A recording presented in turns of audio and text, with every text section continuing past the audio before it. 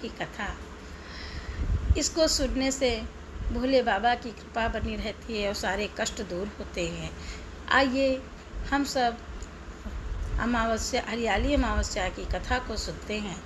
एक समय की बात है, एक राजा महल में अपने परिवार के साथ सुखपूर्वक निवास करता था। उसका एक पुत्र था जिसकी शादी हो चुकी थी।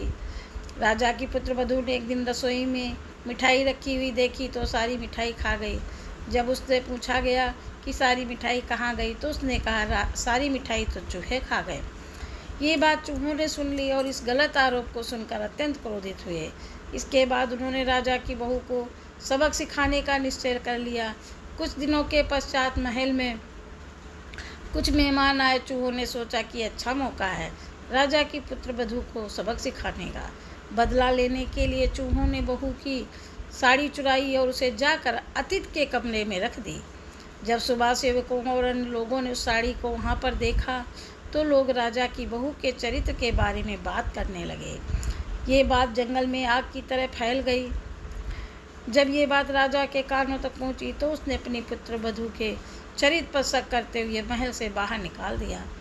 राजा की बहू महल से निकलकर एक झोपड़ी में रहने लगी और नियमित रूप से पीपल के एक वृक्ष के नीचे दीपक जलाने लगी। इसके साथ ही वो पूजा करके गुड़धानी का भोग लगाकर लोगों में प्रसाद वितरित करने लगी।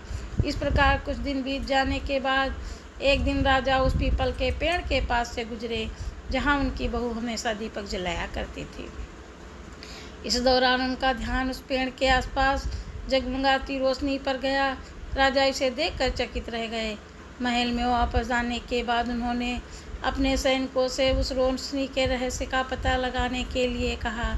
सैनिक राजा की बात सुनकर उस पेड़ के पास चले गए। वहाँ पर उन्होंने देखा कि दीपक आपस में बात कर रहे थे। सभी दीपक अपनी अपनी कहानी बता रहे थे। तभी एक दीपक बोला, मैं राजा के महल से हूँ। महल से कितने निकाले जाने के बाद राजा की पुत्रवधू रोज़ मेरी पूजा करती है और मुझे प्रज्वलित करती है। सभी अन्य दीपकों ने उससे पूछा कि राजा की बहू को महल से क्यों निकाला गया तो उसने बताया कि एक दिन उसने मिठाई खाकर चूहों का झूठा नाम लगा दिया था। इस पर चूहे नाराज़ हो गए और राजा की बहू से बदला लेने के लिए उसकी साड़ी अतिथि के कमरे में रख आए। ये सब देखकर राजा उन्हें महल से निकाल दिया। ये सब सुनकर सैनिक भी हैरान हो गए और महल वापस आकर उन्होंने राजा को पूरी बात बताई।